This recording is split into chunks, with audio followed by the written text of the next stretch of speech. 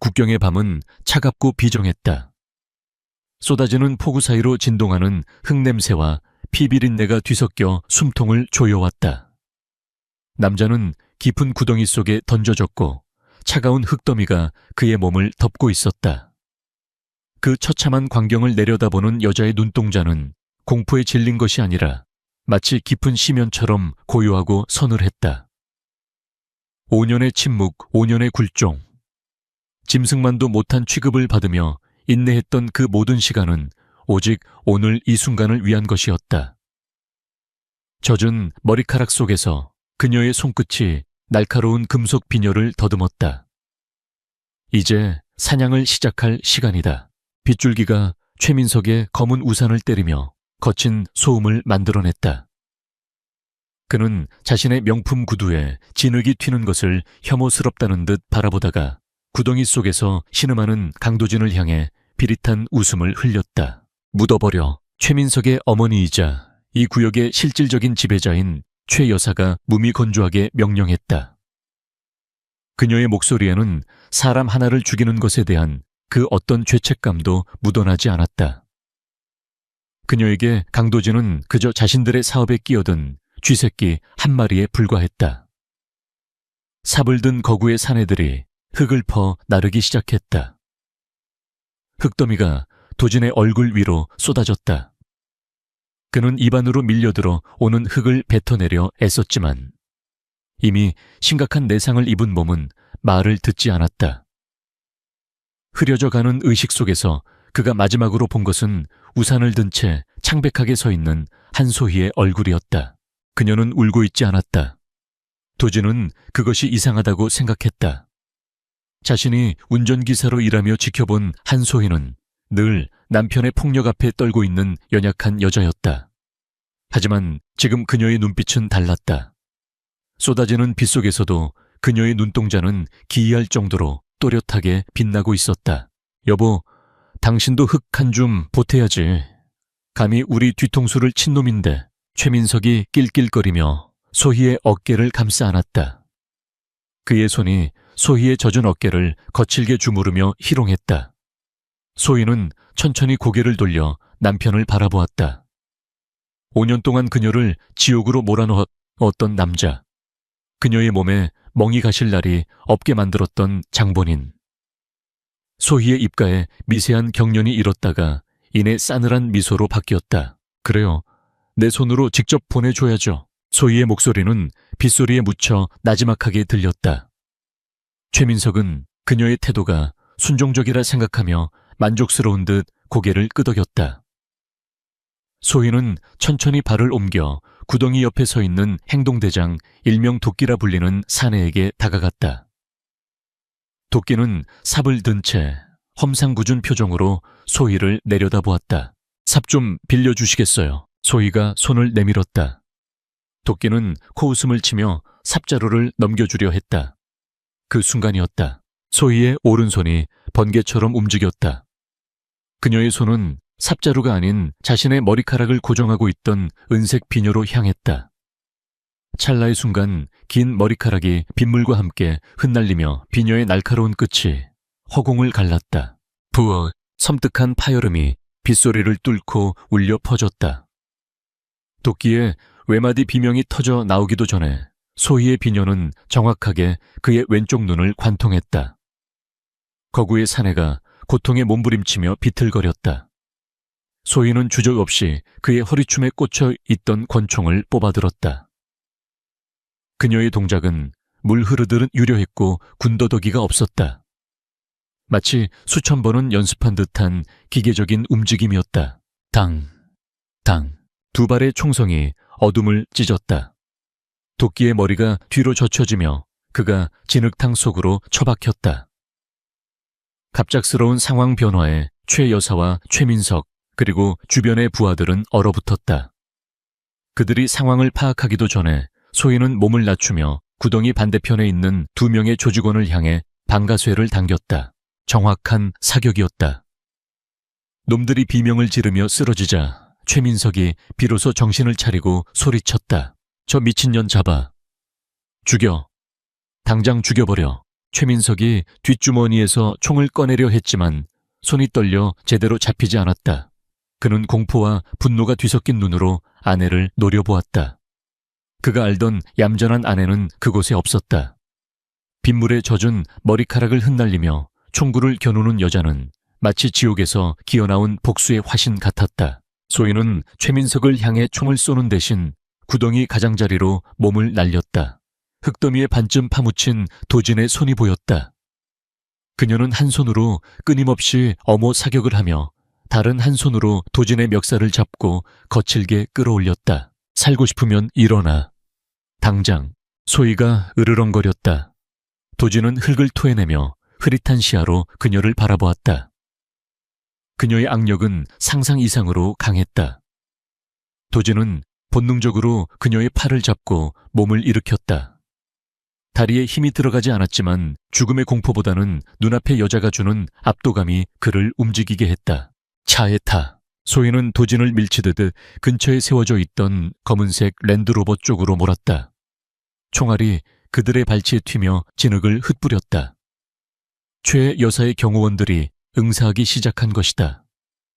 소희는 도진을 조수석에 구겨 넣은 뒤 보닛 위로 몸을 굴려 운전석 문을 열었다. 그녀의 등 뒤로 총알이 스쳐 지나가며 재킷을 찢었다. 하지만 그녀는 신음소리 한 번 내지 않았다. 시동을 걸자마자 엔진이 굉음을 내지르며 깨어났다. 소희는 기어를 조작함과 동시에 엑셀을 끝까지 밟았다. 육중한 차량이 미끄러지듯 튀어나갔다. 그녀는 후진으로 뒤에 주차되어 있던 조직원들의 차량을 강하게 들이받았다. 쾅 하는 소리와 함께 유리가 박살나고 범퍼가 찌그러졌다.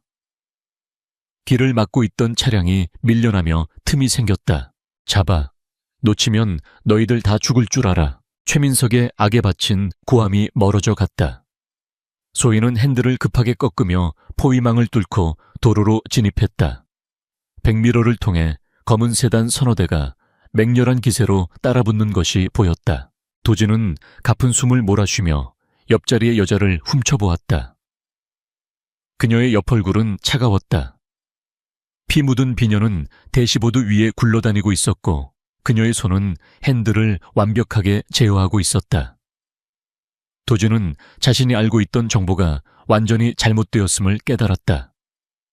그녀는 평범한 가정폭력 피해자가 아니었다. 이 운전 실력, 사격 솜씨, 그리고 살기. 그녀는 훈련받은 전문가였다. 당신 대체 정체가 뭡니까? 도진이 쉰 목소리로 물었다. 소희는 대답 대신 백미러를 보며 냉소적인 표정을 지었다. 뒤따라오던 차량 중 선두 차량이 창문을 내리고 기관 단총을 난사하기 시작했다. 뒤밑 유리창이 산산조각이 나며 유리 파편이 차 안으로 쏟아졌다. 도진은 본능적으로 머리를 감쌌다. 고개 숙여요. 죽고 싶지 않으면. 소희가 짧게 명령했다. 그녀는 급브레이크를 밟아 속도를 줄였다. 뒤따라오던 차가 속도를 줄이지 못하고 랜드로버의 측면을 들이받으려 할 때 소희는 다시 엑셀을 밟으며 핸들을 반대로 꺾었다. 이른바 피트 매뉴버 기술의 변형이었다. 랜드로버의 튼튼한 뒷범퍼가 세단의 앞부분을 강타했고 중심을 잃은 세단은 빗길에 미끄러지며 도로 옆 가드레일을 들이받고 전복되었다. 거대한 불꽃이 빗속에서 피어올랐다. 미쳤군. 정말 미쳤어. 도진은 헛웃음을 흘렸다. 상황은 심각했지만 묘한 안도감과 흥분이 차올랐다. 자신이 보호해야 한다고 생각했던 대상이 오히려 자신을 보호하며 적들을 도륙하고 있었다. 소희는 잠시 곁눈질로 도진을 보았다. 흑투성이가 된 얼굴에 멍한 표정을 짓고 있는 꼴이 제법 우스꽝스러웠다. 경찰이라면서요. 상황 파악이 꽤 느리네. 그녀의 말투에는 약간의 조롱과 장난기가 섞여 있었다. 도진은 뭐라 반박하려 했지만 또 다른 차량이 그들의 차를 들이받는 바람에 입을 다물어야 했다. 충격으로 차체가 심하게 흔들렸다. 이번에는 최민석이 직접 운전하는 SUV였다. 한소희, 멈춰. 내 손에 죽는 게 나을 거야. 확성기를 통해 최민석의 목소리가 들려왔다. 소희의 눈빛이 다시 매섭게 변했다. 전방에는 국경의 울창한 숲으로 이어지는 비포장도로가 보였다. 그곳은 맹수와 독사 그리고 지뢰가 묻혀 있을지도 모르는 위험지대였다. 하지만 소희에게는 그곳이 유일한 탈출구이자 방역의 무대였다. 꽉 잡아요. 혀 깨물 수도 있으니까. 소희는 핸들을 숲 쪽으로 꺾었다. 랜드로버가 도로를 벗어나 거친 덤불 속으로 돌진했다. 나뭇가지들이 차체를 긁어대며 비명을 질렀다. 차가 덜컹거릴 때마다 도지는 천장에 머리를 부딪혔다. 그는 고통 속에서도 이 상황이 기가 막혀 웃음이 나왔다. 어디로 가는 겁니까? 이 앞은 막다른 숲이에요. 도진이 소리쳤다. 소희는 엑셀에서 발을 떼지 않으며 짧게 대답했다. 알아요. 저놈들을 환영해줄 파티장이죠. 그녀의 대답과 함께 차는 어둠이 짙게 깔린 숲의 심장부로 완전히 들어섰다. 뒤쫓던 차량들의 헤드라이트 불빛이 나무들에 가려져 전멸했다. 빗줄기는 더욱 거세어졌고 세상과 단절된 숲은 두 사람을 집어삼킬 듯 입을 벌리고 있었다. 이제부터는 단순한 도주가 아니었다. 이곳은 소희가 5년 동안 머릿속으로 수없이 시뮬레이션했던 그녀의 전장이었다. 차가 진흙탕에 빠지며 거칠게 멈춰 섰다. 더 이상 차로 이동하는 것은 불가능했다. 소희는 시동을 끄고 총을 챙겼다. 정적 속에서 빗소리만이 두 사람을 감쌌다. 그녀는 도진을 바라보며 젖은 머리카락을 쓸어 넘겼다. 그 모습이 묘하게 섹시하고 치명적이어서 도진은 잠시 통증을 잊었다. 걸을 수 있겠어요? 아니면 업어줄까요? 형사님, 소희가 입꼬리를 올리며 물었다. 도진은 자존심이 상한 듯 끙소리를 내며 문을 열었다. 내 다리는 멀쩡합니다. 사모님이나 다치지 않게 조심하시죠. 그의 대답에 소희가 피식 웃었다. 두 사람은 차에서 내려 어둠 속으로 발을 내디뎠다. 뒤쪽에서 들려오는 엔진 소리와 고함이 점점 가까워지고 있었다. 밤은 길었고 사냥은 이제 막 시작되었을 뿐이었다. 검은 랜드로버는 거대한 짐승의 사체처럼 진흙 구덩이 속에 처박혀 있었다. 보닛에서는 희뿌연 연기가 피어올랐고 빗줄기는 그 열기를 식히려는 듯 끊임없이 쏟아져 내렸다. 한소희는 운전석에서 내려 주변을 빠르게 훑었다. 칠흑 같은 어둠 속에서도 그녀의 감각은 예민하게 곤두서 있었다. 멀리서 들려오는 엔진 소리와 개들이 짖는 소리가 바람을 타고 희미하게 전해졌다. 추격대와의 거리는 생각보다 가까웠다. 그녀는 뒷좌석 문을 열고 차 안에 있던 비상용 키트와 생수병, 그리고 트렁크에 있던 등산용 로프를 챙겼다. 도진은 조수석 문을 열고 힘겹게 땅을 디뎠다. 그의 얼굴은 흙투성이었고 입계는 여전히 핏자국이 남아있었다. 생매장 당할 뻔한 공포와 차 사고의 충격이 그의 몸을 짓누르고 있었지만 그는 경찰 특유의 정신력으로 버티고 있었다. 이대로는 금방 따라잡힙니다. 차를 버리고 숲으로 들어가야 해요. 도진이 가쁜 숨을 몰아쉬며 말했다. 소희는 대답 없이 차 안의 내비게이션 화면을 주먹으로 내리쳐 부셨다. 액정이 산산조각이 나며 파편이 튀었다. 그녀는 혹시 모를 추적장치를 제거하기 위해 대시보드 안쪽의 배선을 거칠게 뜯어냈다. 그 모습은 도진이 알던 우아한 사모님의 모습과는 거리가 멀었다. 마치 전장에 익숙한 베테랑 군인 같았다. 흔적을 지워야 해요. 그들은 사냥개들을 풀었을 겁니다. 냄새를 따라올 거예요. 소희가 짤막하게 말했다. 그녀는 도진의 팔을 잡아 자신의 어깨에 걸쳤다. 가녀린 체구에서 뿜어져 나오는 힘은 놀라울 정도였다. 두 사람은 비포장 도로를 벗어나 빽빽한 수풀이 우거진 경사면 아래로 몸을 숨겼다. 가시덤불이 옷을 찢고 피부를 긁었지만 소희는 멈추지 않았다. 어디로 가는 겁니까? 계곡 쪽으로요. 물을 건너야 냄새를 지울 수 있어요. 당신 수영은 할 줄 알죠? 도진은 헛웃음을 지었다. 해병대 출신입니다. 물은 내 친구죠. 그래요? 친구치고는 안색이 너무 창백한데 소희가 피식 웃으며 받아쳤다. 빗길은 미끄러웠다. 도진은 몇 번이나 발을 헛디뎠지만 그때마다 소희가 단단하게 그를 지탱해 주었다. 그녀의 손은 차가웠지만 그 안에 담긴 의지는 뜨거웠다. 도진은 그녀의 옆얼굴을 훔쳐보며 복잡한 감정을 느꼈다. 자신이 감시하고 동정하고 때로는 보호해야 한다고 생각했던 여자가 사실은 자신보다 훨씬 강한 존재였다니. 그녀가 남편에게 맞을 때마다 느꼈던 그 무력감과 분노가 지금은 경이로움과 의구심으로 바뀌고 있었다. 두 사람은 가파른 경사면을 미끄러지듯 내려와 작은 계곡에 도착했다. 불어난 물살이 거세게 흐르고 있었다. 소희는 주저없이 차가운 물속으로 들어갔다. 얼음장 같은 물이 허리까지 차올랐다. 도진도 이를 악물고 그녀를 따랐다. 물살이 거세 몸을 가누기 힘들었지만 소희는 능숙하게 물살을 가르며 건너편 바위지대로 이동했다. 이쪽이에요. 소희가 가리킨 곳은 덩굴 식물로 가려진 작은 동굴 입구였다. 밖에서는 거의 보이지 않는 천연 요새였다. 두 사람은 젖은 몸을 이끌고 동굴 안으로 들어갔다. 내부는 좁았지만 비를 피하기에는 충분했다. 도진은 바위에 등을 기대고 주저앉았다. 긴장이 풀리자 극심한 통증이 밀려왔다. 옆구리와 다리가 불에 타는 듯 뜨거웠다. 소희는 입구 쪽을 나뭇가지와 덩굴로 꼼꼼하게 위장한 뒤 도진에게 다가왔다. 그녀는 주머니에서 작은 라이터를 꺼내 켰다. 미약한 불빛이 동굴 안을 비추었다. 도진의 상태는 생각보다 심각해 보였다. 얼굴은 창백했고 호흡은 불규칙했다. 옷 벗어요. 소희가 무덤덤하게 말했다. 도진은 자신의 귀를 의심했다. 네, 뭐라고 하셨습니까? 옷 벗으라고요. 상처를 봐야 해요.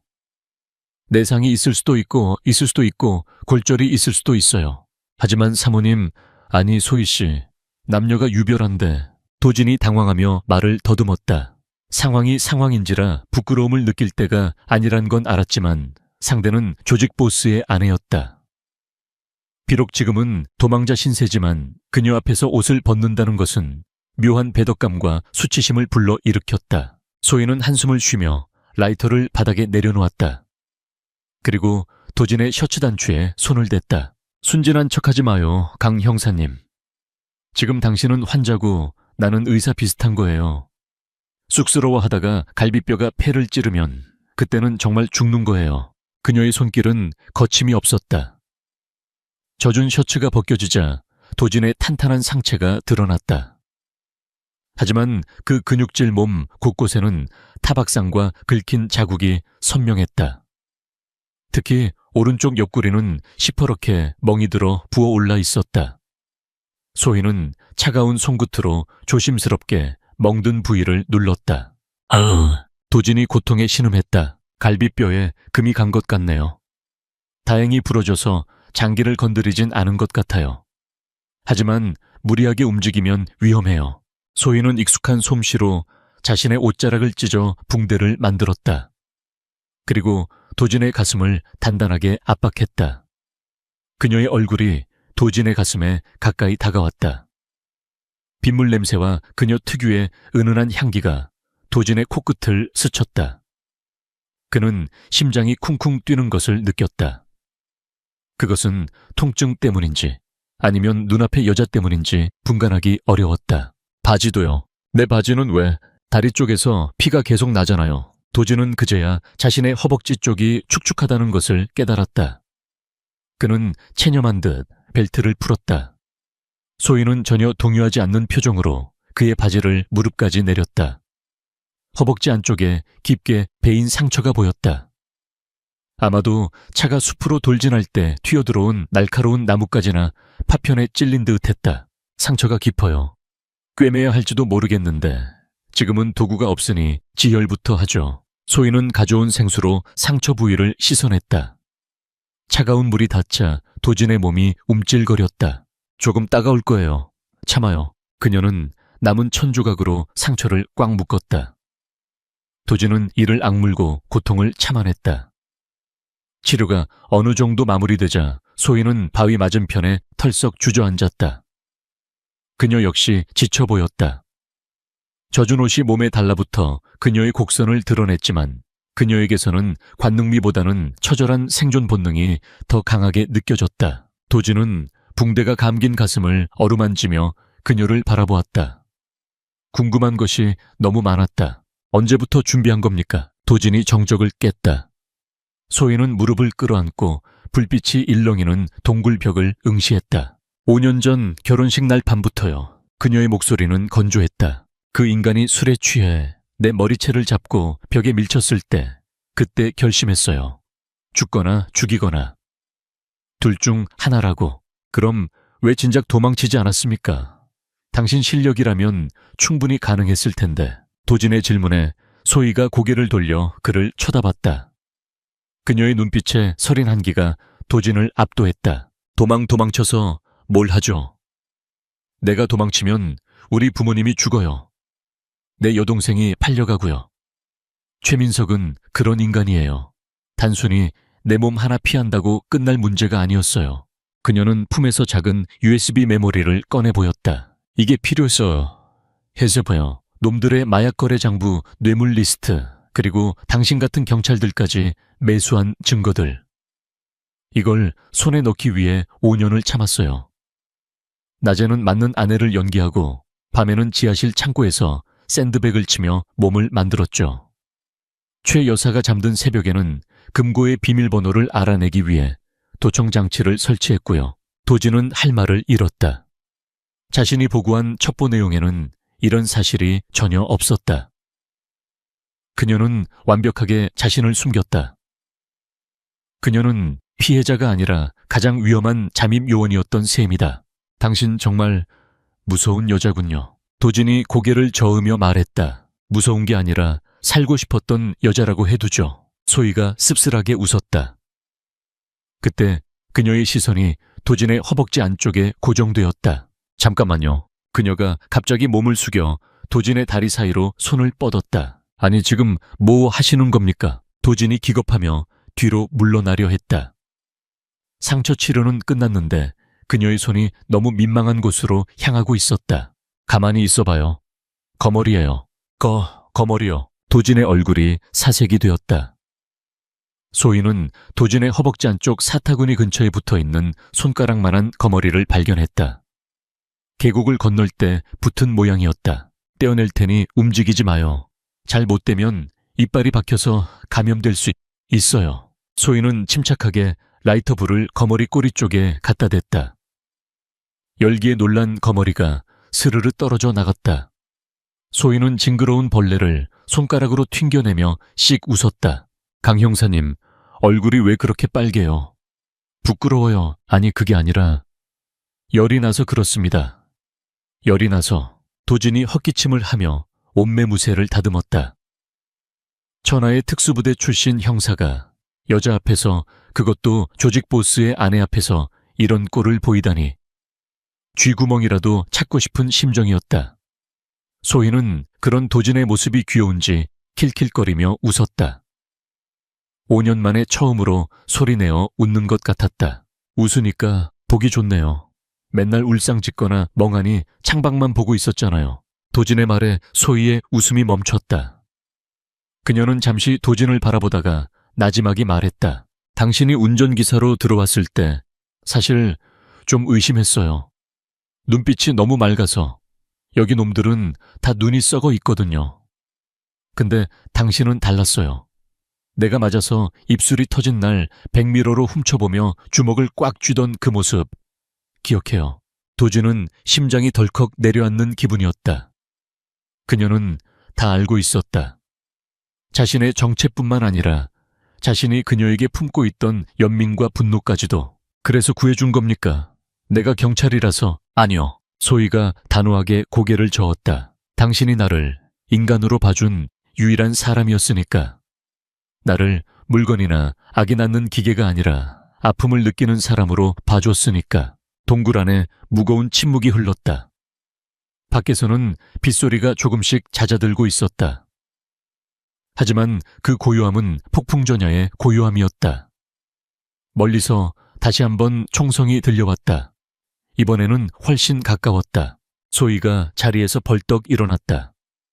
그녀의 눈빛에서 장난기는 사라지고 다시 차가운 살기가 감돌았다. 쉬는 시간은 끝났네요.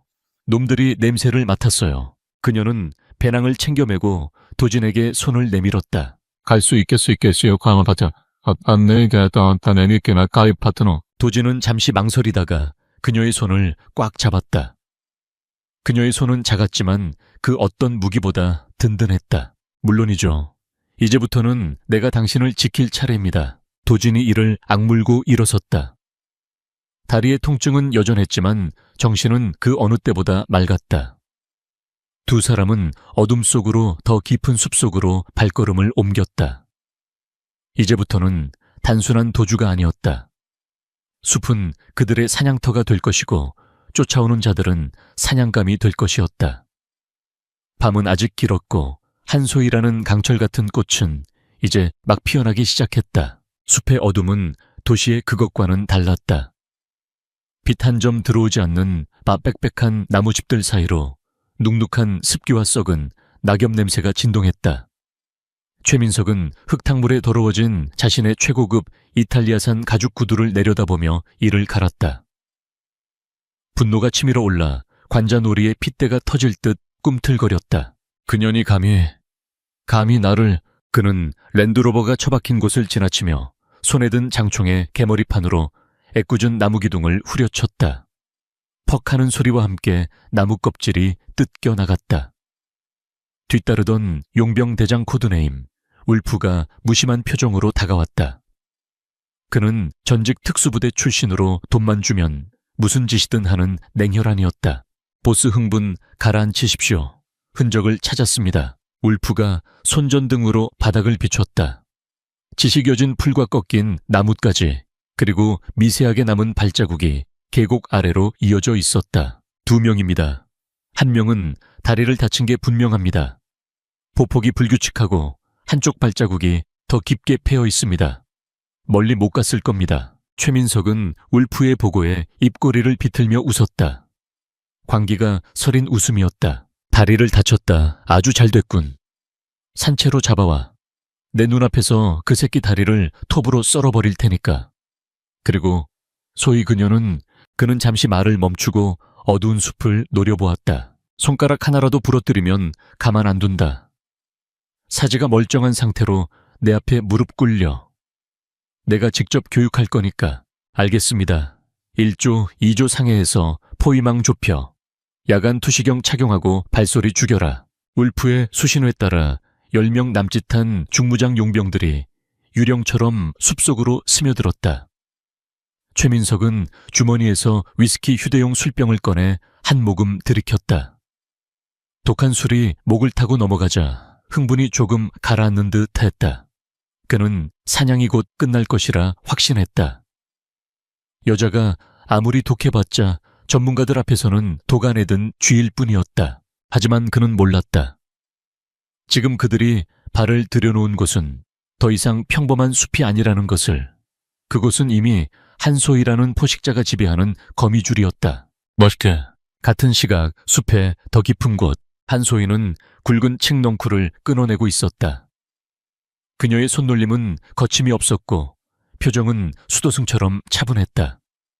강도진은 바위에 앉아 붕대를 다시 감으며 그녀를 지켜보았다.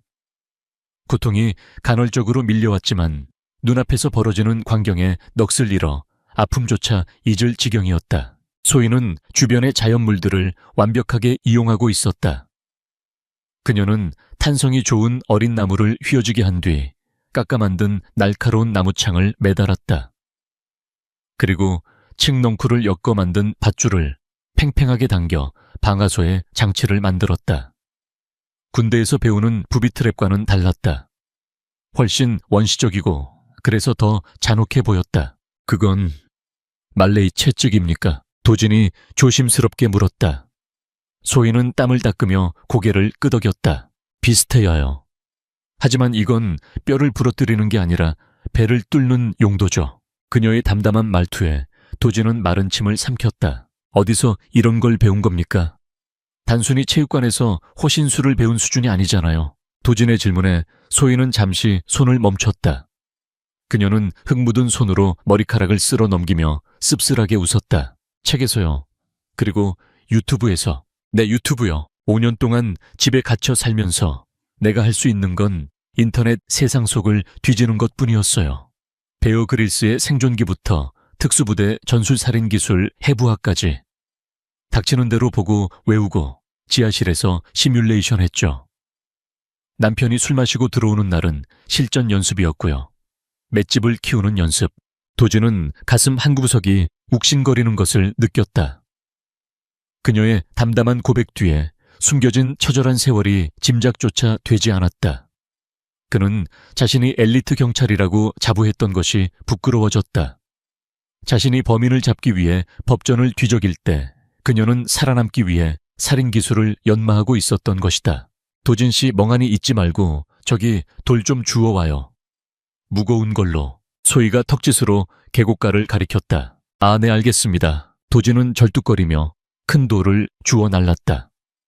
소희는 그 돌을 이용해 도르래, 원리를 이용한 또 다른 함정을 설치했다. 강 형사님, 솜씨가 영광이네요. 매듭 묶는 법 안 배웠어요. 소희가 도진이 묶은 엉성한 매듭을 보며 혀를 찼다. 아니, 해병대에서는 보트 매듭만 배워서. 이런 덩굴은 미끄러워서 잘 안 됩니다. 변명은 이리 줘봐요. 소희가 도진의 손에서 덩굴을 낚아채듯 가져갔다. 그 과정에서 두 사람의 손이 스쳤다. 찌릿한 전기가 통하는 듯 했다.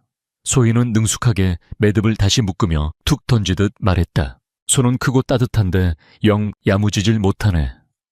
남자는 손끝이 야무져야 사랑받는데. 도진은 귀가 뜨거워지는 것을 느꼈다. 상황이 상황인데도 그녀의 핀잔이 싫지 않았다. 오히려 부부싸움을 하는 듯한 묘한 친근감이 들었다. 앞으로 잘 배우겠습니다, 선생님. 그러니까 제발 버리고 가지만 말아주십시오. 도진이 장난스럽게 대꾸하자 소희가 피식 웃음을 터뜨렸다. 생각해볼게요. 밥값만 제대로 한다면야. 함정 설치가 얼추 마무리되자 숲은 다시 고요에 잠겼다. 빗줄기는 가늘어졌지만 기온은 급격히 떨어지고 있었다. 두 사람의 옷은 젖어 있었고 천조하가 우려되는 상황이었다. 소희는 커다란 나무뿌리 아래에 움푹 파인 공간을 가리켰다. 불을 피우면 위치가 노출돼요. 오늘은 여기서 버텨야 해요. 공간은 성인 2명이 들어가기에는 턱없이 비좁았다. 서로 몸을 밀착하지 않으면 들어갈 수 없는 구조였다. 도진은 난처한 표정을 지었다. 저기 너무 좁지 않습니까? 제가 밖에서 경계를 설 테니 소희 씨가 안에서 쉬십시오. 강 형사님, 지금 로맨스 영화 찍어요. 당신 다리로 밖에서 떨다가는 내일 아침에 동태가 되어 있을 거예요. 그리고 나 혼자 따뜻하게 자라고 내 양심이 허락 안 해요. 소희는 도진의 팔을 잡아 끌어 억지로 나무뿌리 틈으로 밀어 넣었다. 그리고 자신도 그 안으로 파고들었다. 두 사람의 몸이 완전히 밀착되었다. 도진의 등은 나무 벽에 닿았고 그의 가슴에는 소희의 등이 맞닿았다. 소희는 자연스럽게 도진의 품에 안기는 자세가 되었다. 천을 나누는 게 가장 효율적이에요. 딴 생각하지 말고 그냥 난로라고 생각해요. 소희가 운걸거리듯 말했다. 하지만 그녀의 목소리는 미세하게 떨리고 있었다. 도진은 굳어버린 팔을 어찌할 바를 모르다가 조심스럽게 소희의 어깨를 감싸 안았다. 그녀의 몸은 얼음장처럼 차가웠지만 그 안쪽에서 쿵쿵거리는 심장 박동이 느껴졌다. 그녀의 젖은 머리카락에서 나는 샴푸 향기가 흙냄새와 섞여 묘한 자극을 주었다. 도준은 자신의 심장 소리가 너무 커서 그녀에게 들릴까봐 걱정되었다. 따뜻하네요. 소희가 나지막이 속삭였다. 그녀는 도진의 가슴에 머리를 기댔다. 긴장이 풀리자 억눌러왔던 피로가 몰려오는 듯했다. 도진 씨, 네, 만약에 우리가 여기서 살아서 나간다면. 소희는 말을 잇지 못했다. 도진은 그녀의 어깨를 감싼 손에 힘을 주었다. 나갈 겁니다. 반드시. 그리고 나가면 제일 먼저 맛있는 밥부터 먹죠. 뜨끈한 국밥에 소주 한 잔 어때요? 푸스. 국밥이라니. 분위기 없기는 소희가 킥킥거렸다. 그녀의 웃음 진동이 도진의 가슴으로 전해졌다. 저는 파스타 좋아해요. 크림 파스타. 아주 느끼하고 비싼 걸로 사주세요. 알겠습니다. 서울에서 제일 비싼 곳으로 모시죠. 제 월급 다 털어서라도. 약속했어요. 네, 약속합니다. 두 사람은 새끼손가락을 걸지는 않았지만 어둠 속에서 서로의 온기를 느끼며 무언의 약속을 나누었다. 극한의 상황에서 피어나는 감정은 그 어떤 때보다 강렬하고 순수했다. 도진은 이 여자를 위해서라면 목숨을 걸 수도 있겠다고 생각했다. 아니, 이미 걸고 있었다. 소희의 숨소리가 규칙적으로 변해갈 무렵 도진은 숲의 소리에 귀를 기울였다. 부엉이 소리, 바람 소리 그리고 바스락, 아주 미세한 소리였지만 도진의 귀는 그것을 놓치지 않았다. 누군가 접근하고 있었다. 그는 소희를 깨우려 했다. 하지만 소희는 이미 눈을 뜨고 있었다. 그녀의 몸이 순식간에 경계태세로 전환되었다. 왔어요. 소희가 입모양으로 말했다.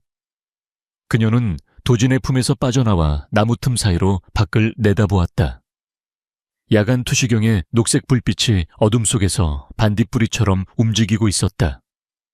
놈들은 생각보다 빨리 도착했다. 저쪽이에요. 1번 트랩. 소희가 가리킨 곳은 그들이 처음에 설치했던 탄성 함정이 있는 곳이었다. 선두에 선 용병이 조심스럽게 발을 내디뎠다.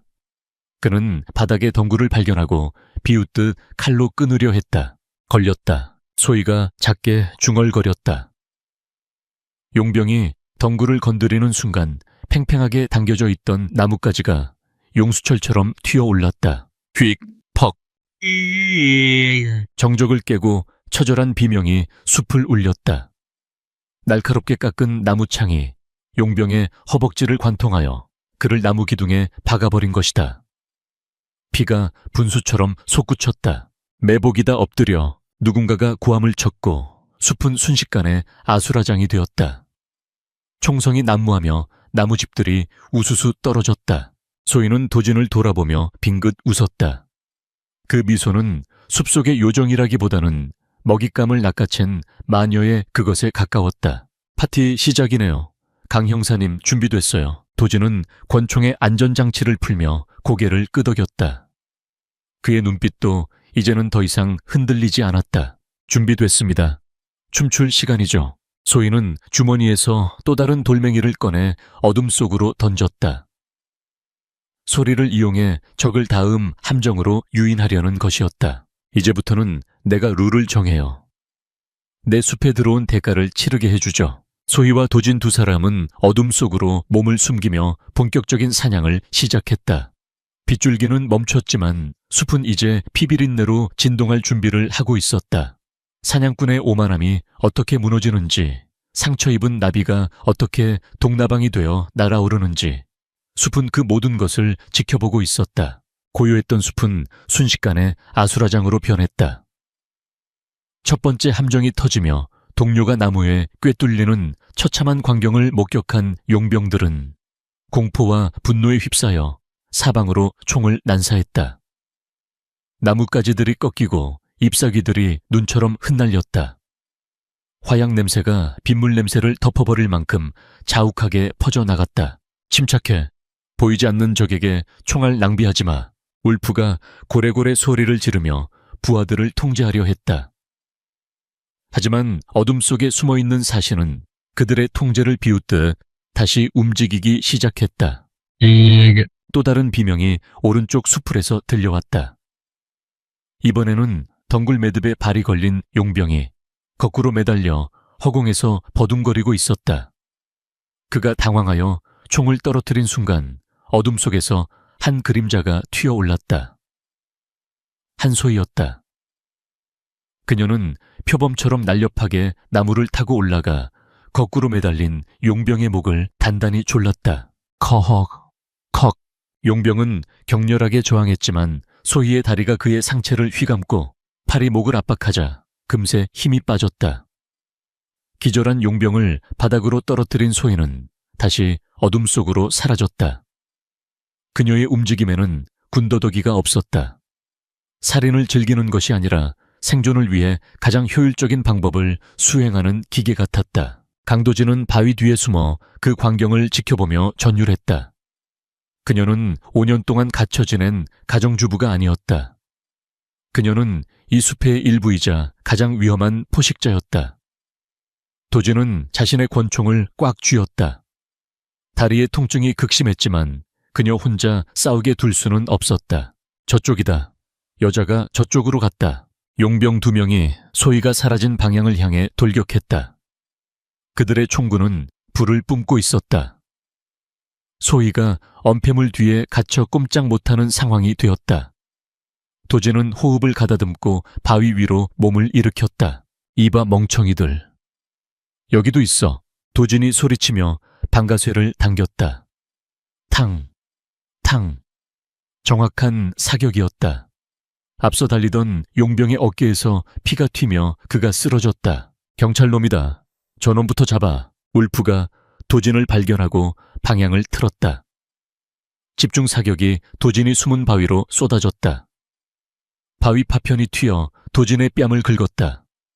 그는 고개를 숙이고 탄창을 확인했다.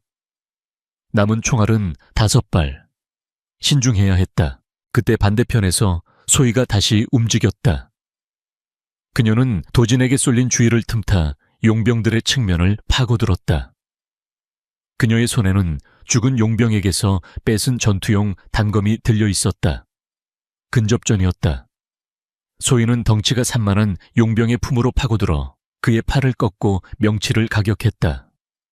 뼈가 부러지는 소리가 둔탁하게 울렸다. 하지만 적은 너무 많았다. 울프는 노련한 사냥꾼이었다. 그는 소희의 움직임 패턴을 읽고 있었다. 소희가 용병을 쓰러뜨리고 일어서는 순간 울프가 나무 뒤에서 나와 소희의 등을 향해 조준했다. 잘 가라 사모님. 거리는 불과 10m. 소희는 다른 적을 상대하느라 등 뒤를 완전히 노출하고 있었다. 도진은 그 찰나의 순간을 목격했다. 생각할 겨를이 없었다. 계산도 전략도 필요 없었다.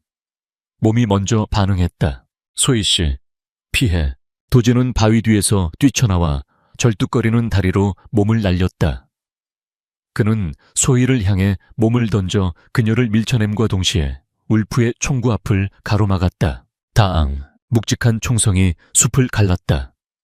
도진의 몸이 거세게 흔들리며 뒤로 튕겨나갔다.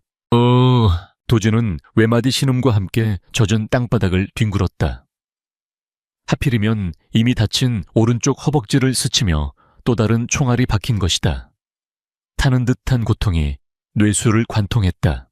강도진, 소희의 비명이 터져 나왔다. 그녀는 넘어진 상태에서 흙투성이가 된 채 기어가 도진을 끌어안았다. 도진의 바지가 순식간에 붉은 피로 물들었다. 미쳤어요. 왜 나와요? 왜? 소희의 목소리가 떨리고 있었다. 그녀의 눈에 처음으로 물기가 맺혔다. 도진은 고통 속에서도 힘겹게 미소를 지어 보였다. 파트너잖아요. 밥값 해야죠. 말도 안 되는 소리 하지 마요. 울프가 혀를 차며 천천히 다가왔다. 눈물겨운 사랑 노름이군. 둘 다 같이 보내주마. 울프가 확인 사살을 하려는 순간 소희의 눈빛이 돌변했다. 슬픔은 순식간에 살기로 바뀌었다. 그녀는 품에서 챙겨두었던 섬광탄을 꺼내 안전핀을 뽑았다. 눈 감아요. 그녀가 소리치며 섬광탄을 울프의 발밑으로 던졌다. 번쩍 강렬한 빛과 폭음이 터지며 용병들의 시야와 청각을 마비시켰다. 이으아. 내 눈. 혼란을 틈타 소희는 도진을 일으켜 세웠다. 도진은 거의 서 있을 수 없는 상태였다. 소희는 자신의 작은 어깨를 도진의 겨드랑이에 끼워놓고 온 힘을 다해 그를 부축했다. 꽉 잡아요. 놓치면 진짜 죽여버릴 거야. 두 사람은 비틀거리며 영희 속으로 사라졌다. 뒤에서 용병들이 아무렇게나 총을 쏘아댔지만 그들은 이미 숲의 더 깊고 험한 지형으로 몸을 숨긴 뒤였다. 한참을 달렸다. 아니, 거의 기다시피 이동했다. 소희의 숨소리가 거칠어졌다. 도진은 성인 남성 중에서도 체격이 큰 편이었다. 아무리 단련된 소이라 해도 부상자를 부축하며 산길을 이동하는 것은 한계가 있었다. 하지만 그녀는 멈추지 않았다. 이를 악물고 신음소리를 삼키며 한 발 한 발 내디뎠다. 이제 그만 나를 두고 가요. 나 때문에 둘 다 잡혀요. 도진이 힘없는 목소리로 속삭였다. 그의 의식이 점점 흐려지고 있었다. 과다출혈이었다. 입 다물어요. 한 번만 더 그 소리 하면 혀를 깨물어 버릴 테니까. 소희가 헐떡이며 대꾸했다. 그녀는 땀과 비로 젖은 얼굴을 도진의 가슴에 묻다시피 하며 걸음을 옮겼다. 당신 진짜 무거워요. 평소에 뭘 먹고 다닌 거예요? 돌덩이라도 씹어 먹었어요. 이 와중에도 그녀는 투덜거렸다. 도진은 희미하게 웃었다. 그녀의 투덜거림이 자신을 포기하지 않겠다는 의지라는 것을 알기 때문이었다. 미안해요. 무거워서 살 뺄게요. 다음 생에나 빼요. 지금은 살아서 나가야 하니까. 소희는 작은 바위 틈을 발견하고 그 안으로 도진을 눕혔다. 더 이상 이동하는 것은 무리였다. 그녀는 재빨리 자신의 재킷을 벗어 도진의 상처 부위를 강하게 압박했다. 피가 멈추지 않았다. 소희의 손이 붉게 물들었다. 죽지 마. 제발 죽지 마요, 강도진. 소희는 도진의 뺨을 때리며 그를 깨우려 했다. 그녀의 목소리에 두려움이 섞여 있었다. 5년 동안 어떤 폭력 앞에서도 울지 않았던 그녀였다.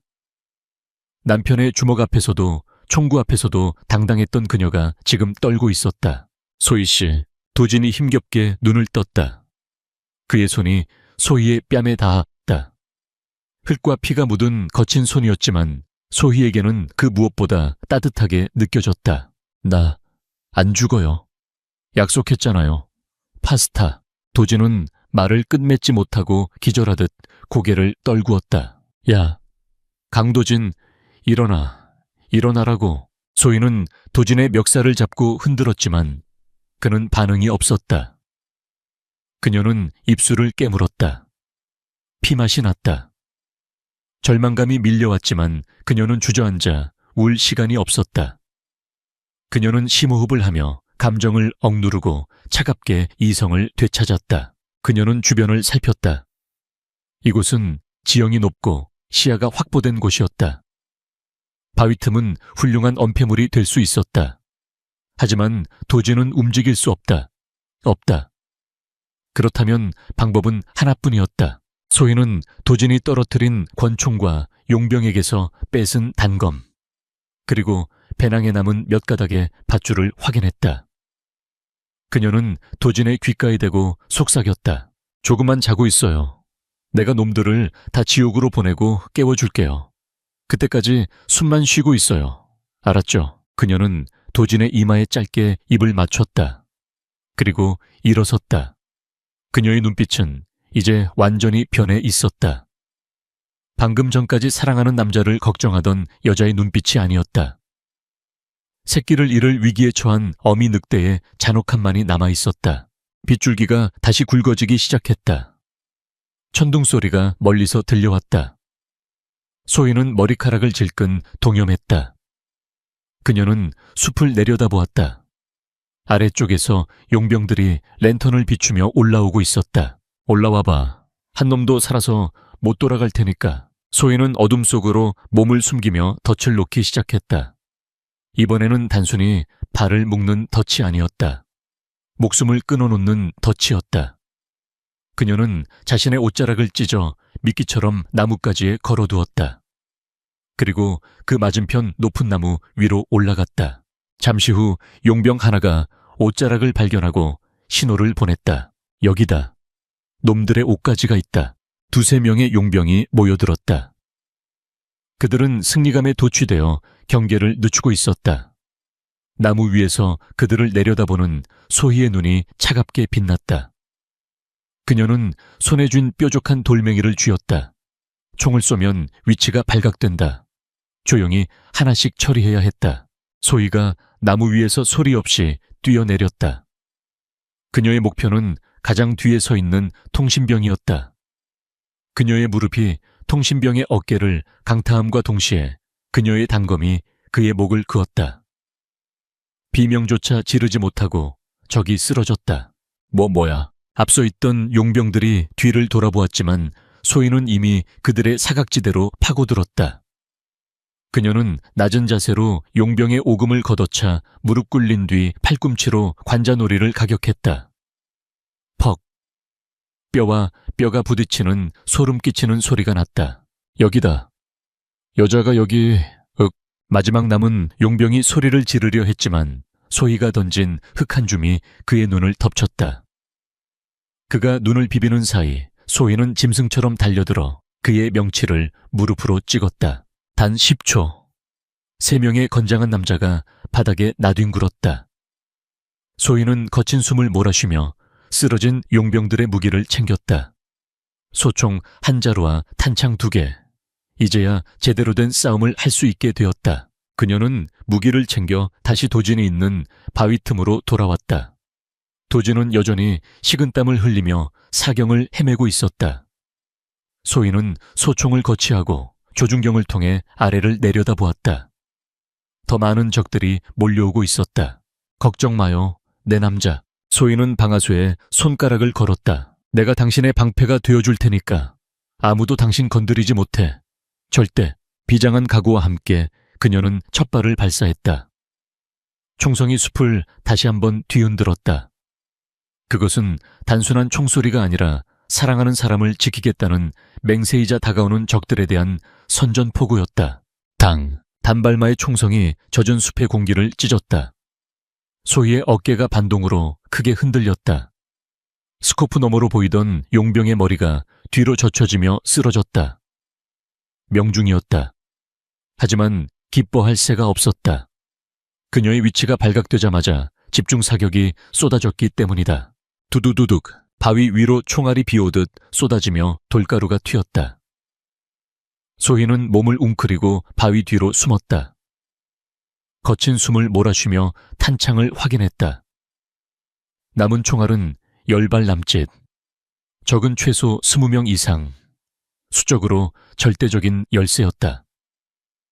게다가 그녀는 사격 훈련을 받은 적은 있어도 이런 실전 저격 경험은 전무했다. 손이 미세하게 떨려왔다.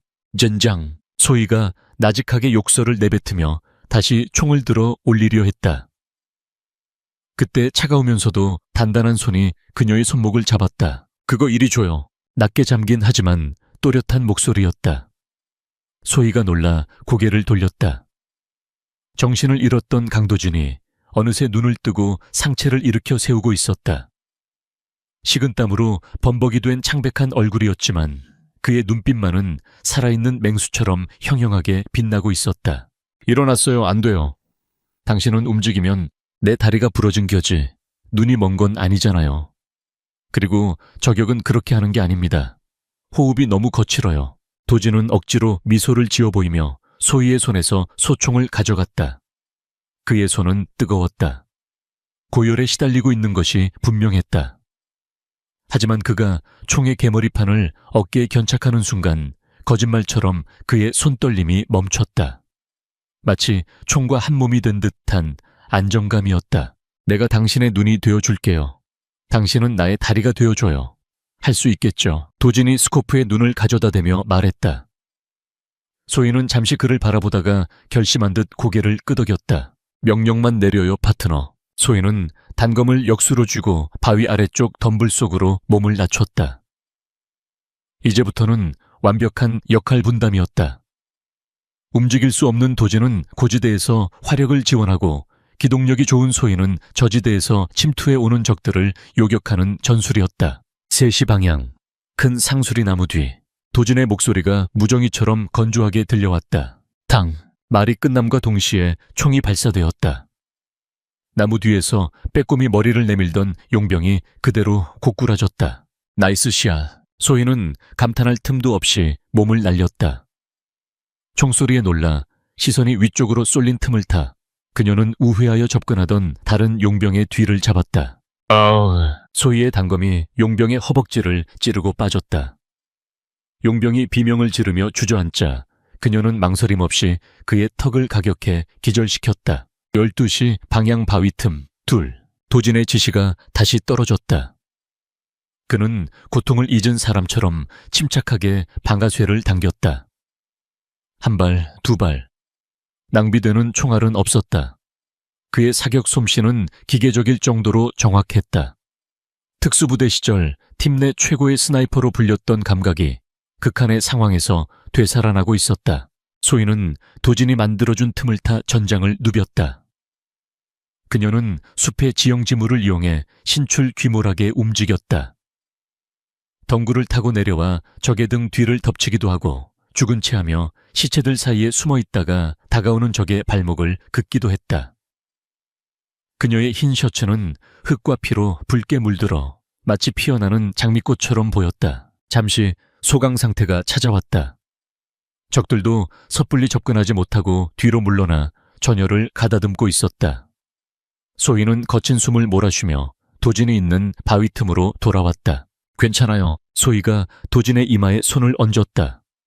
불덩이 같았다. 도진은 눈을 감은 채 가쁘게 숨을 쉬고 있었다.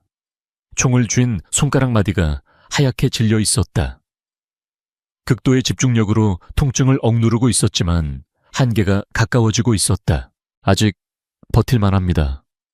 그쪽은요, 다친 데 없어요. 도진이 힘겹게 눈을 뜨며 물었다. 소희는 자신의 뺨에 묻은 피를 소매로 쓱 닦아내며 씩 웃었다. 멀쩡해요. 아, 손톱이 좀 깨졌네.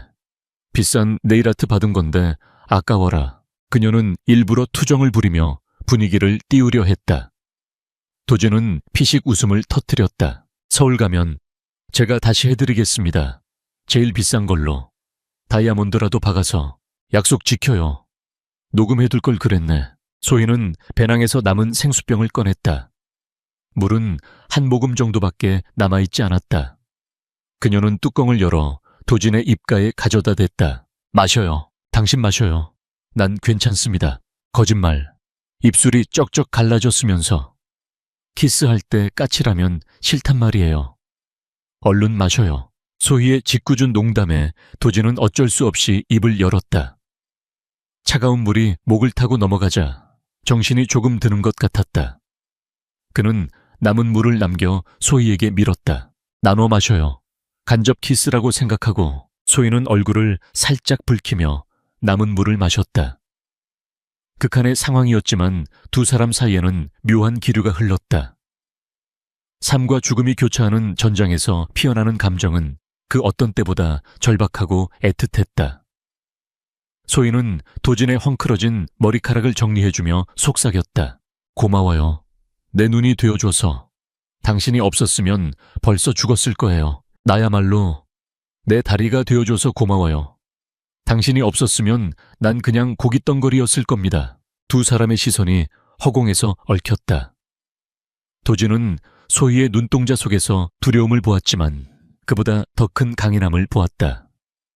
그는 충동적으로 그녀의 손을 잡고 싶었지만 다시 들려오는 무전소리에 현실로 돌아왔다. 놈들이 움직입니다. 이번엔 달라요. 도진이 다시 스코프에 눈을 고정했다. 연막탄입니다. 치익하는 소리와 함께 회색 연기가 숲을 뒤덮기 시작했다. 시야가 차단되었다. 도진의 저격을 무력화시키려는 울프의 전술이었다. 젠장 안 보여요. 소희씨, 조심해요. 놈들이 접근할 겁니다. 울프는 노련했다. 연막을 피우고 부하들을 좌우로 넓게 상해시켜 포위망을 좁혀오고 있었다. 어디서 튀어나올지 모르는 상황이었다. 도진은 시각정보가 차단되자 청각에 집중했다. 나뭇가지 밟는 소리, 옷깃 스치는 소리. 소희는 바위 아래 틈새에 몸을 숨기고 귀를 기울였다. 영희 속에서 그림자들이 어른거렸다. 공포가 엄습했지만 그녀는 등 뒤에 있는 도진을 생각하며 단검을 고쳐 잡았다. 내가 뚫리면 그가 죽는다. 그 생각 하나가 그녀를 버티게 했다. 오른쪽 도진의 외침과 동시에 연기 속에서 용병 하나가 튀어나왔다. 소희는 반사적으로 몸을 숙여 그의 총구를 피했다. 다당 총알이 머리 위를 스쳐 지나갔다. 소희는 용병의 정강이를 걷어차고 중심을 잃은 그의 품으로 파고들어 명치를 찔렀다. 육! 용병이 쓰러졌지만 곧바로 다른 놈들이 들이닥쳤다. 이번에는 3명이었다. 잡았다 인연. 한 놈이 소희의 머리채를 휘어잡았다. 소희는 고통의 비명을 질렀지만 손에 쥔 칼을 놓지 않고 뒤로 휘둘렀다. 칼날이 놈의 팔뚝을 그었지만 놈은 아랑곳하지 않고 소희를 바닥에 내동댕이 쳤다. 군화발이 소희의 복부를 강타했다. 격! 숨이 턱 막혔다. 놈들이 소희를 향해 총구를 겨누었다.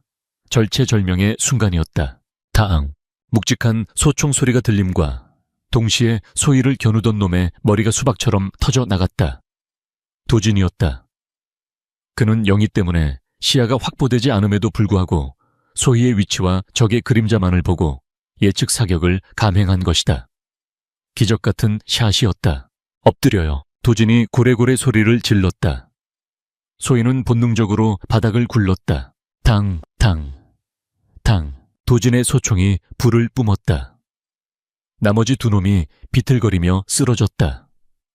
그는 자신의 위치가 노출될 것을 감수하고 연사로 적들을 제압했다. 소희는 기어서 바위 뒤로 돌아왔다. 그녀의 입가에서 피가 흐르고 있었다. 괜찮아요? 맞았어요. 도진이 사색이 되어 물었다. 쿨럭 배를 좀 차였는데. 괜찮아요. 뼈는 안 부러졌어요. 그보다 당신 도진의 어깨에서도 피가 배어 나오고 있었다. 반동을 이기지 못해 상처가 터진 것이었다. 하지만 그는 총을 내려놓지 않았다. 놈들이 물러갑니다. 당분간은 못 올 거예요. 도진이 거친 숨을 몰아쉬며 말했다. 주변에는 적들의 시체가 즐비했다. 최정예 용병들이라는 자들이 부상당한 경찰과 가정주부에게 처참하게 당한 것이다. 하지만 상황은 좋지 않았다. 탄약은 이제 거의 바닥났고 도진의 체력은 한계점에 다다랐다. 빗줄기는 멈췄지만 숲의 냉기는 더욱 심해졌다. 그때 숲 전체를 울리는 확성기 소리가 들려왔다. 최민석의 목소리였다. 여보, 재밌었어. 숨바꼭질은 이제 지겨운데. 그의 목소리는 비릿하고 끈적거렸다. 내 부하들을 꽤 많이 죽였더군. 칭찬해줄게. 하지만 말이야, 총알은 떨어져 가고 내 그 잘난 경찰 나부랭이는 다 죽어가지 않아. 소희는 입술을 깨물었다. 놈은 모든 것을 알고 있었다. 기회를 줄게, 소희야. 제발로 걸어나와. 그러면 그 남자는 살려줄게. 병원으로 보내주마. 약속해. 너만 돌아오면 돼. 다시 내 아내로 얌전히 살겠다고 빌면 용서해주지. 개소리. 소희가 나직하게 씹어뱉었다. 그녀는 도진을 바라보았다. 도진은 고개를 저으며 소희의 손을 꽉 잡았다. 듣지 마요. 나가면 둘 다 죽습니다. 그리고 난 당신을 저놈한테 보내느니 차라리 여기서 혀 깨물고 죽을 겁니다. 도진의 눈빛은 단호했다. 소희는 그의 손등에 입을 맞췄다. 알아요. 나도 다시는 그 지옥으로 안 돌아가요. 우린 여기서 같이 나가요. 살아서든 죽어서든. 확성기 소리가 다시 들려왔다. 이번에는 목소리 톤이 바뀌어 있었다. 차가운 분노가 서려 있었다. 좋아. 대답이 없는 걸로 알겠어. 그렇다면 따뜻하게 만들어줘야지. 추위에 떨고 있을 텐데 말이야. 무슨 소리지? 도진이 의아해하며 물었다. 소희는 불길한 예감에 몸을 떨었다. 그녀는 코를 킁킁거렸다. 바람에 실려오는 냄새가 달라졌다. 화약 냄새가 아니었다. 그것은 기름 냄새였다. 설마. 소희가 벌떡 일어나 숲 아래쪽을 바라보았다. 어둠 속에서 붉은 불꽃이 하나둘씩 피어오르고 있었다. 불을 지르려는 거예요. 최민석은 미쳐 있었다.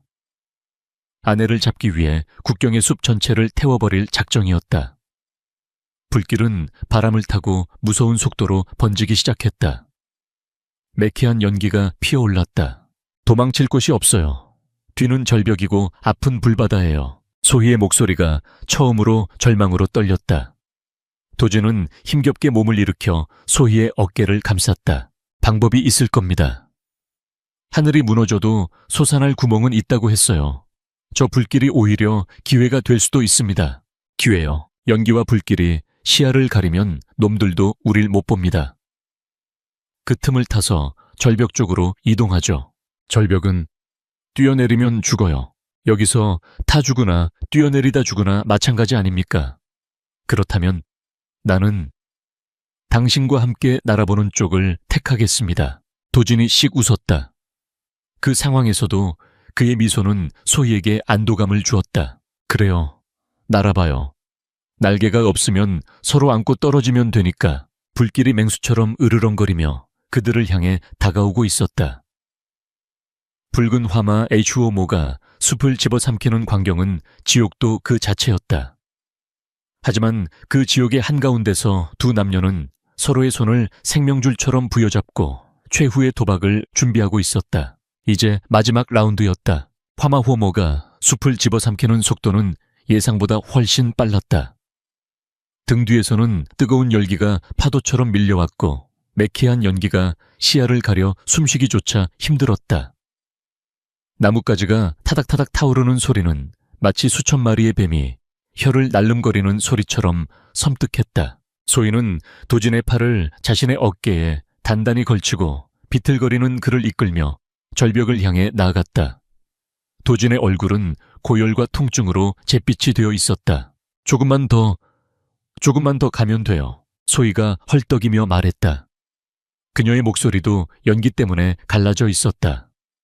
도준은 희미해지는 의식을 붙잡으려 안간힘을 썼다. 소희 씨, 그냥 나를 놓고 가요. 이대로면 둘 다 죽어요. 도진이 쉰 목소리로 중얼거렸다. 그의 다리는 이제 감각조차 느껴지지 않는 짐덩어리에 불과했다. 소희는 대답 대신 도진의 허리를 더 꽉 끌어안았다. 그녀의 눈빛은 불길보다 더 뜨겁게 타오르고 있었다. 한 번만 더 그 소리 하면 여기서 당신이랑 같이 타 죽을 거예요. 선택해요. 같이 살 건지 같이 죽을 건지. 그녀의 도끼 어린 말에 도진은 입을 다물었다. 그녀는 진심이었다. 이 여자는 혼자 살기 위해 자신을 버릴 위인이 아니었다. 드디어 숲이 끝나고 시야가 확 트였다. 깎아지른 듯한 절벽이었다. 절벽 아래로는 검푸른 계곡물이 하얗게 포마를 일으키며 흐르고 있었다. 높이는 좋게 20m는 되어 보였다. 뒤에서는 불길이 턱 밑까지 쫓아와 있었다. 뜨거운 열기에 머리카락 끝이 바스라지는 것 같았다. 뛰어야 해요. 소희가 아래를 내려다보며 말했다. 도진은 아찔한 높이에 현기증을 느꼈다. 내 다리로. 수영을 할 수 있을지 모르겠습니다. 내가 있잖아요.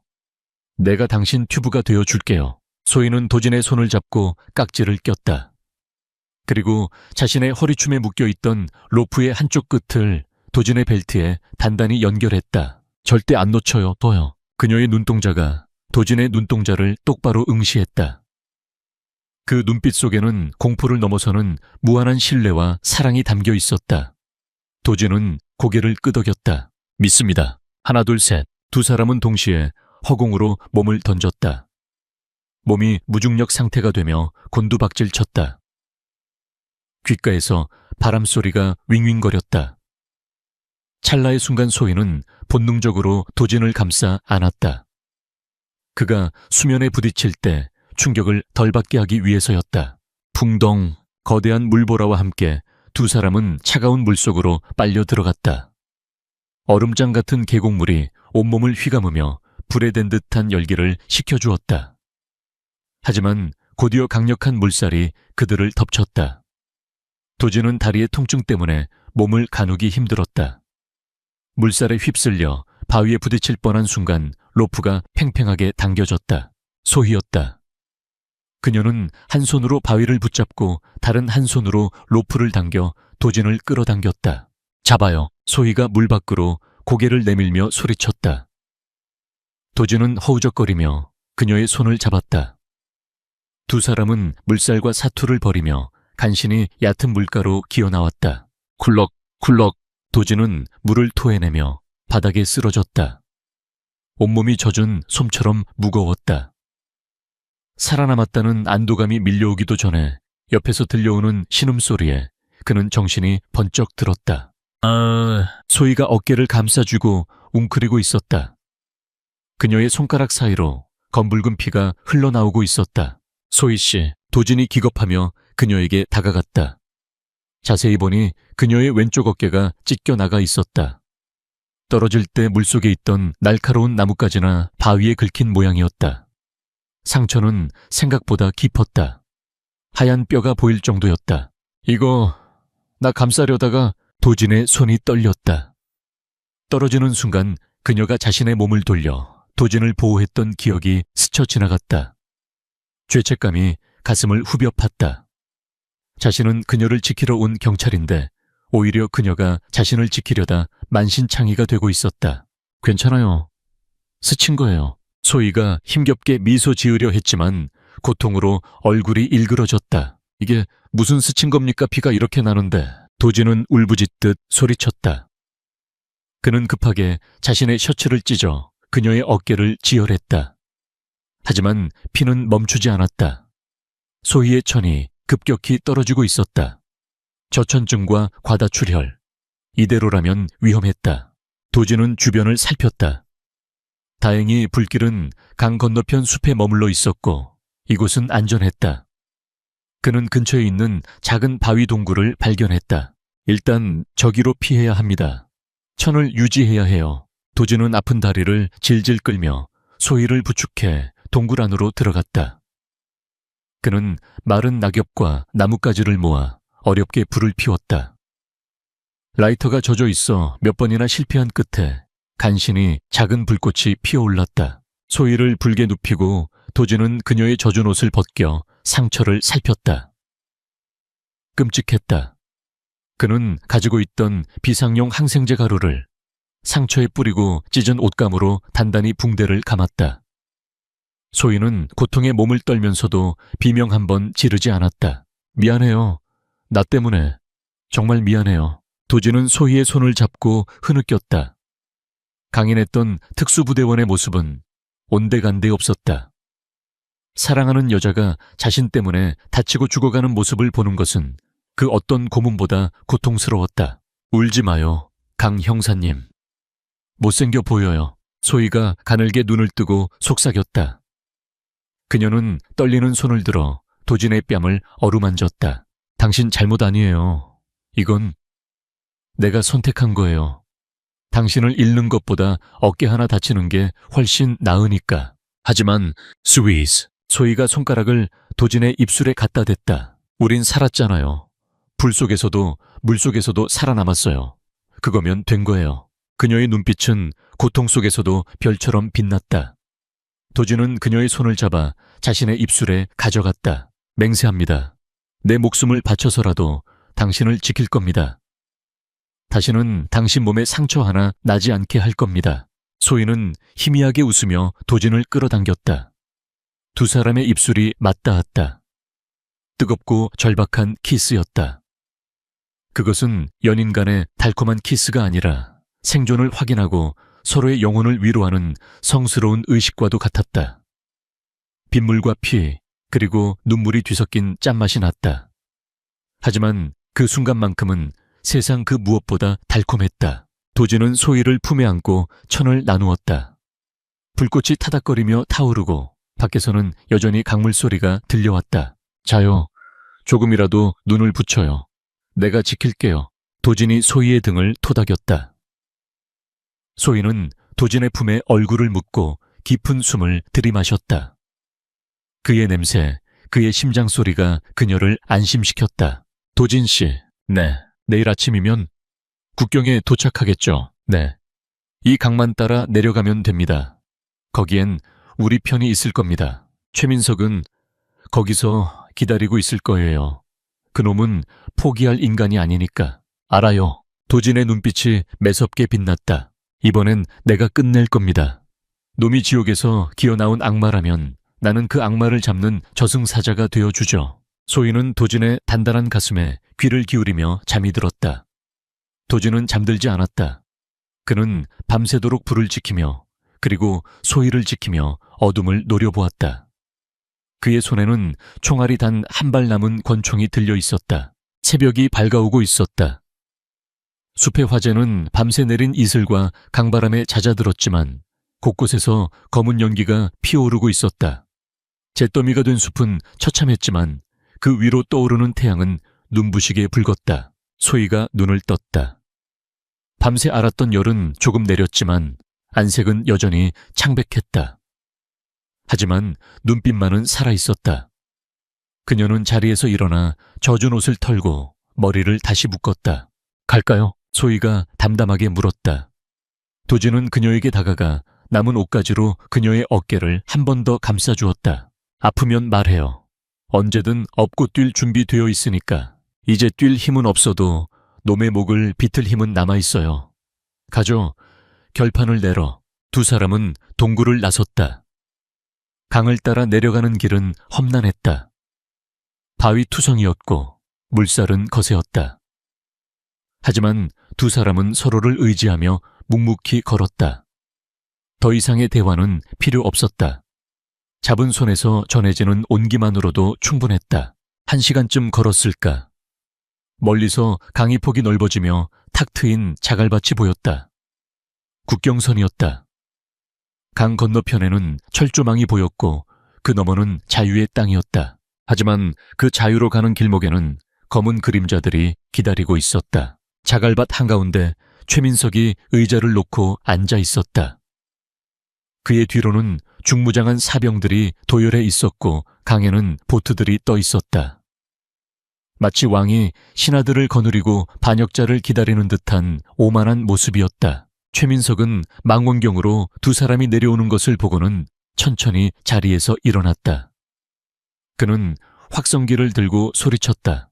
어서 와, 내 사랑. 기다리고 있었어. 소희는 걸음을 멈추지 않았다. 그녀는 도진의 손을 놓고 천천히 앞으로 나아갔다. 그녀의 걸음걸이는 당당했다. 상처 입은 어깨를 움츠리지도 고통을 내색하지도 않았다. 그녀는 5년 전에 나약했던 피해자가 아니었다. 그녀는 폭풍우를 뚫고 피어난 강철 장미였다. 도진은 절뚝거리며 그녀의 뒤를 따랐다. 그의 손은 주머니 속의 권총을 꽉 쥐고 있었다. 마지막 한 발. 이 한 발은 누구를 위해 써야 할까? 그는 이미 답을 알고 있었다. 강바람이 두 사람의 머리카락을 헝클어뜨렸다. 최후의 결전이 기다리고 있는 강변으로 두 사람은 운명을 마주하기 위해 걸어 들어갔다. 강물은 거칠게 포효하고 있었다. 국경을 가르는 이 차가운 물줄기만이 삶과 죽음을 나누는 유일한 경계선이었다. 자갈밭에 선 최민석은 마치 제왕처럼 오만하게 턱을 치켜들고 있었다. 그의 뒤에는 중무장한 사병들이 반원형으로 포위망을 구축하고 있었고 그들의 총구는 정확하게 한소희와 강도진을 겨누고 있었다. 도진은 마지막 남은 힘을 짜내어 소희 앞을 막아섰다. 그의 손에 들린 권총에는 단 한 발의 총알만이 남아있었다. 떨리는 손을 진정시키며 그는 최민석의 미간을 조준했다. 더 다가오면 쏜다. 도진의 외침은 공허했다. 최민석은 비웃음을 흘리며 손가락을 까딱였다. 쏴봐. 네가 쏘는 순간 내 부하들이 소희를 벌집으로 만들어 놓을 테니까. 비겁한 새끼. 도진이 이를 갈았다. 그 순간 최민석의 눈짓을 받은 용병 하나가 도진의 사각지대에서 튀어나왔다. 개머리판이 도진의 다친 무릎을 강타했다. 아우! 도진이 비명을 지르며 무너져 내렸다. 기다렸다는 듯 다른 용병들이 달려들어 그를 짓밟았다. 도진은 반항하려 했지만 부상당한 몸으로는 역부족이었다. 순식간에 제압당한 그는 무릎이 꿇려진 채 최민석 앞으로 끌려갔다. 강도진, 소희가 달려들려 했지만 총구 수십 개가 그녀의 머리를 겨누는 바람에 멈칫할 수밖에 없었다. 최민석은 바닥에 침을 뱉고는 허리춤에서 큼지막한 정글도를 꺼내 들었다. 날카로운 칼날이 아침 햇살을 받아 섬뜩하게 번뜩였다. 사랑의 도피극은 여기까지다. 최민석이 도진의 머리채를 잡고 고개를 뒤로 젖혔다. 차가운 칼날이 도진의 목덜미에 닿았다. 닿았다. 소희야, 잘 봐라. 네가 사랑한다고 믿었던 이놈이 어떻게 돼지처럼 비명을 지르며 죽어가는지. 목부터 자를까? 아니면 팔다리부터 하나씩 잘라줄까? 하지마. 그 사람 건드리지 마. 소희가 절규했다. 그녀의 눈에서 불꽃이 튀었다. 최민석은 그 반응을 즐기듯 낄낄거렸다. 살리고 싶어. 그럼 기어와. 내 발로 기어서 내 발등에 키스해. 그리고 맹세해. 평생 내 개가 되어 살겠다고. 그러면 이놈 목숨만은 살려서 보내주지. 도진은 피 섞인 침을 최민석의 얼굴에 뱉었다. 소희씨, 듣지 마. 절대 가면 안 돼. 그냥 나를 죽게 놔둬. 이 새끼가. 분노한 최민석이 도진의 복부를 걷어찼다. 도진이 고통에 몸을 웅크렸다. 최민석이 칼을 높이 쳐들었다. 정말로 내려칠 기세였다. 그만. 소희의 목소리가 자갈밭을 울렸다. 차갑고 단호했다. 그녀는 천천히 양손을 들어 올리며 앞으로 걸어 나갔다. 시키는 대로 할게. 그러니까 그 칼 내려놔. 소희는 허리춤에 차고 있던 단검과 빈 소총을 바닥에 던졌다. 철그럭 소리와 함께 무기들이 자갈밭에 뒹굴었다. 그녀는 무장 해제된 상태로 최민석에게 다가갔다. 무릎 꿇어. 최민석이 명령했다. 소희는 입술을 깨물며 천천히 무릎을 꿇었다. 그녀의 시선은 바닥이 아닌 최민석의 눈을 똑바로 노려보고 있었다. 최민석은 승리감에 도취되어 도진을 밟고 있던 발을 치우고 소희에게 다가갔다. 진작 이럴 것이지. 건방지게 어딜 도망가. 그가 소희의 턱을 거칠게 잡아 올렸다. 5년 전 매일 밤 그녀가 겪었던 그 굴욕적인 손길이었다. 하지만 지금의 소희는 그때의 소희가 아니었다. 민석 씨, 소희가 나지막이 불렀다. 당신은 항상 힘으로만 나를 눌렀지. 남자라는 이유로, 보스라는 이유로. 뭐라고? 그래서 당신은 모를 거야. 진짜 강함이 뭔지. 그 순간 소희의 눈빛이 맹수처럼 변했다. 그녀는 꿇었던 무릎을 용수철처럼 펴며 일어남과 동시에 최민석의 명치를 머리로 들이받았다. 격! 방심하고 있던 최민석이 숨을 헐떡이며 뒤로 물러났다. 주변의 용병들이 총을 들썩였지만 최민석이 손을 들어 제지했다. 자존심이 상한 그는 얼굴이 불그락 푸르락해져 있었다. 건드리지 마. 인연은 내가 죽인다. 내 손으로 직접 찢어 죽일 거야. 최민석은 정글돌을 집어던지고 주먹을 쥐었다. 그는 학창시절부터 싸움깨나 했던 덩치였고 힘에서는 소희를 압도한다고 믿었다. 덤벼 이 걸레 같은 년아. 소희는 천천히 숨을 고르며 자세를 잡았다. 화려한 거칠애가 없는 실전 격투술 자세였다. 그녀의 어깨에서는 상처가 터져 피가 배어 나오고 있었지만 그녀는 고통을 느끼지 못하는 사람처럼 보였다. 오직 눈앞의 적을 파괴하겠다는 일념만이 그녀를 지배하고 있었다. 최민석이 황소처럼 달려들었다. 그의 묵직한 주먹이 소희의 얼굴을 향해 날아왔다. 소희는 고개를 살짝 돌려 피했지만 스치는 주먹에도 살점이 찢겨 나갔다. 체급 차이가 너무 컸다.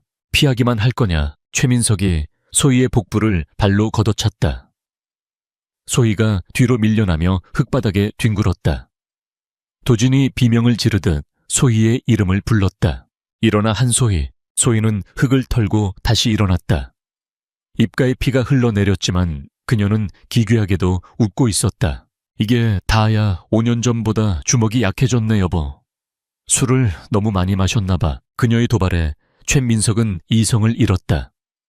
그는 괴성을 지르며 맹목적으로 주먹을 휘둘렀다. 소희가 기다리던 순간이었다. 그녀는 최민석의 큰 궤적에 훅을 숙여서 피한 뒤 그의 품으로 파고들었다. 베어. 소희의 팔꿈치가 최민석의 턱을 정확하게 가격했다. 최민석의 고개가 젖혀졌다. 하지만 그는 맷집으로 버티며 소희의 멱살을 잡고 들어 올려 바닥에 내리꽂았다.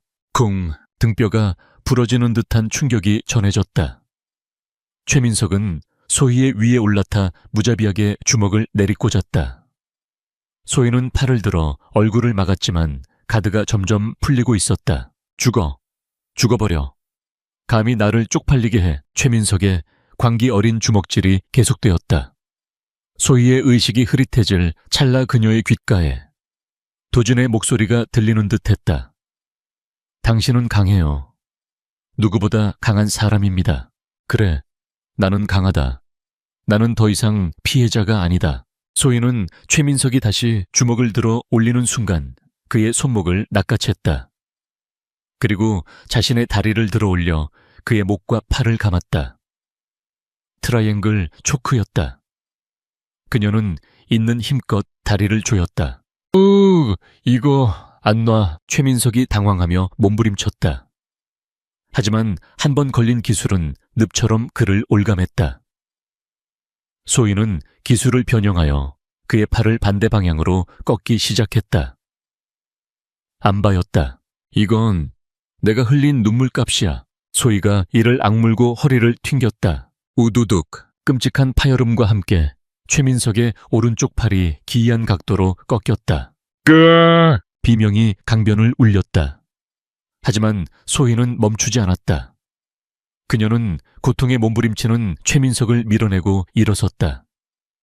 최민석은 덜렁거리는 팔을 부여잡고 뒷걸음질 쳤다. 공포. 5년 만에 처음으로 그는 아내의 눈에서 죽음의 공포를 느꼈다. 살려줘. 소희야, 내가 잘못했어. 최민석이 비굴하게 애원했다. 뒤에는 낭떠러지와 급류가 흐르는 강물뿐이었다. 소희는 피투성이가 된 얼굴로 천천히 다가갔다. 그녀는 더 이상 인간의 감정을 가진 여자가 아니었다. 심판자였다. 넌 잘못한 게 아니야. 넌 그냥 존재 자체가 악이야. 소희는 최민석의 멱살을 잡았다. 그리고 그의 귓가에 속삭였다. 지옥에 가서 내 안부 전해라. 어머니한테도 곧 보내드린다고. 소희의 주먹이 마지막으로 최민석의 목젖을 강타했다. 억하는 소리와 함께 최민석이 숨을 못 쉬고 휘청거렸다. 소희는 온몸의 회전력을 이용해 돌려차기를 날렸다. 폐억! 최민석의 몸이 허공으로 붕 떴다. 그는 슬로모션처럼 뒤로 날아가 하얀 거품을 일으키며 흐르는 경류 속으로 처박혔다. 풍덩! 그는 비명 한 번 제대로 지르지 못하고 거센 물살에 휩쓸려 순식간에 시야에서 사라졌다. 강물은 아무 일도 없었다는 듯이 그를 삼키고 유유히 흘러갔다. 보스. 당황한 용병들이 강가를 향해 달려갔다. 지휘관을 잃은 그들은 우왕좌왕했다. 그 틈을 타 소희는 바닥에 떨어진 소총을 집어들었다. 비틀거리면서도 그녀의 총구는 흔들림이 없었다. 움직이지 마. 그녀의 섯을 퍼런 외침의 용병들이 멈칫했다. 그때였다. 누두두두두. 하늘에서 헬기 소리가 들려왔다. 강 건너편 숲에서 수십 명의 무장병력이 쏟아져 나왔다. 대한민국 국경수비대와 경찰 특공대였다. 무기를 버려라. 저항하면 발포하겠다. 확성기 소리가 울려 퍼졌다. 헬기에서 레페를 타고 내려온 특공대원들이 순식간에 용병들을 포위했다. 이미 전의를 상실한 용병들은 하나둘씩 무기를 버리고 손을 들었다. 상황 종료. 소희는 총을 떨구고 그 자리에 주저앉았다. 긴장이 풀리자 온몸의 감각이 마비되는 것 같았다. 하늘이 빙글빙글 돌았다. 소희 씨, 익숙한 목소리가 들렸다. 절뚝거리는 다리로 도진이 다가오고 있었다. 그는 밧줄이 풀리자마자 소희에게 달려왔다. 괜찮아요, 다친 데는. 세상의 얼굴이. 도진은 피범벅이 된 소희를 끌어안고 울먹였다. 소희는 힘겹게 눈을 떠 도진을 바라보았다. 흐릿한 시야 속에서 그의 걱정스러운 얼굴이 보였다. 네. 끝났습니다. 우리가 이겼어요. 당신이 이겼어요. 도진의 따뜻한 품에 안기자 참았던 눈물이 터져 나왔다. 5년의 고통 도망치고 싶었던 순간들, 죽음의 공포.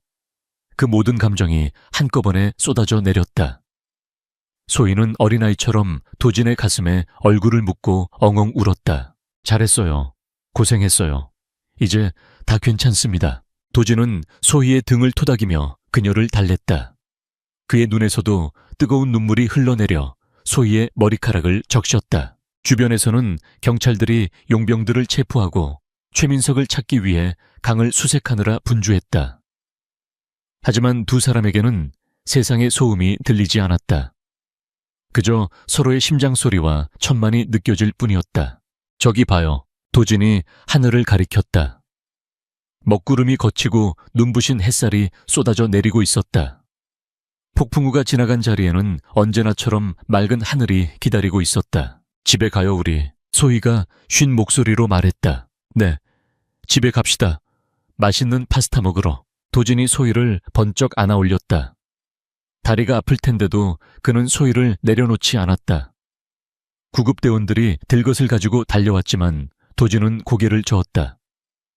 그는 자신의 품에 안긴 이 강철 같은 여자를 끝까지 자신의 힘으로 지키고 싶었다. 두 사람은 수많은 경찰들의 호위를 받으며 헬기 쪽으로 걸어갔다. 피와 진흙으로 얼룩진 뒷모습이었지만 그 어떤 영웅의 모습보다 아름답고 숭고해 보였다. 강물은 여전히 흐르고 있었지만 그 물결은 이제 죽음의 노래가 아닌 승리의 찬가를 부르고 있었다. 서울의 한 대학병원 VIP 병동은 평소와 달리 묘한 긴장감이 감돌고 있었다. 복되는 제복을 입은 경찰들이 24시간 경비를 서고 있었고 의료진들 사이에서는 철백송 5호실 환자들에 대한 소문이 무성했다. 국경지역을 장악했던 거대 범죄 조직을 단신으로 괴멸시킨 여자가 입원해 있다는 소문이었다. 병실 안햇살이 눈부시게 쏟아지는 창가에 한소희가 앉아 있었다. 그녀의 왼쪽 어깨에는 두터운 붕대가 감겨 있었지만 얼굴색은 몰라보게 좋아져 있었다. 그녀는 과도를 든 채 사과를 깎고 있었는데 그 솜씨가 영 형편없었다. 껍질이 끊어질 듯 말 듯 위태롭게 이어지더니 결국 툭 하고 끊어졌다. 아이 참, 역시 칼은 사람, 아니 요리할 때 쓰는 게 제일 어렵네요. 그녀가 투덜거렸다. 침대에 누워 한쪽 다리에 깁스를 하고 있던 강도진이 크크거리며 웃음을 터뜨렸다. 소희 씨 칼 잡는 폼이 아직도 용병목 따던 솜씨인데요. 사과가 불쌍해서 비명을 지르는 것 같습니다. 뭐라고요? 사과 깎아주는 사람한테 말이 심하네. 안 먹을래요. 소희가 눈을 흘기며 사과 조각을 도진의 입에 거칠게 밀어 넣었다. 도진은 억지로 사과를 받아 먹으며 행복한 표정을 지었다. 맛있습니다. 세상에서 제일 살벌하고 맛있는 사과네요. 두 사람이 구조된 지 2주가 지났다. 그날의 사건은 대한민국을 발칵 뒤집어 놓았다. 국경 수비대와 경찰청의 합동작전으로 최 여사의 저택은 압수수색되었고 지하실에서 발견된 마약과 무기 그리고 소희가 목숨을 걸고 지켜낸 USB 파일은 최 여사 일당을 법의 심판대에 세우기에 차고 넘치는 증거가 되었다. 최민석은 기적적으로 목숨을 건졌다. 강 하류에서 반쯤 익사한 상태로 발견되었는데 소희에게 꺾인 팔과 등 부상으로 인해 평생 휠체어 신세를 져야 한다는 판정을 받았다. 그는 병원 침대에 묶인 채 살인교사 마약 밀매 감금 및 폭행 혐의로 기소되어 무기징역을 구형받을 예정이었다. 최효 여사 역시 뇌물수수와 범죄단체 조직 혐의로 구속되었다. 그녀가 경찰서로 끌려가며 악을 쓰는 모습이 뉴스 전파를 탔을 때 소희는 병실 TV를 끄며 조용히 미소 지었었다. 5년간의 악몽이 비로소 끝나는 순간이었다. 도진 씨, 다리는 좀 어때요? 의사 선생님 말로는 재활훈련 꽤나 힘들 거라던데. 소희가 걱정스런 눈빛으로 물었다. 도진의 오른쪽 다리는 뼈가 으스러지는 중상을 입었었다. 걱정 마십시오. 제가 누굽니까? 불사신 강도진 아닙니까?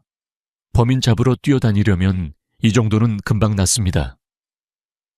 물론 소희 씨가 옆에서 간호해준다면 회복 속도가 2배는 빨라지겠지만요. 도진이 능청스럽게 윙크를 했다. 소희는 피식 웃으며 고개를 저었다. 꿈 깨세요. 저 퇴원하면 할 일 많아요. 밀린 드라마도 봐야 하고 쇼핑도 해야 하고 네일아트도 다시 받아야 한다고요. 네일아트 비용은 제가 청구하라고 했지 않습니까? 평생 회원권으로 끊어드리죠. 제 퇴직금을 털어서라도. 두 사람은 시시콜콜한 농담을 주고받으며 평화로운 오후를 즐겼다.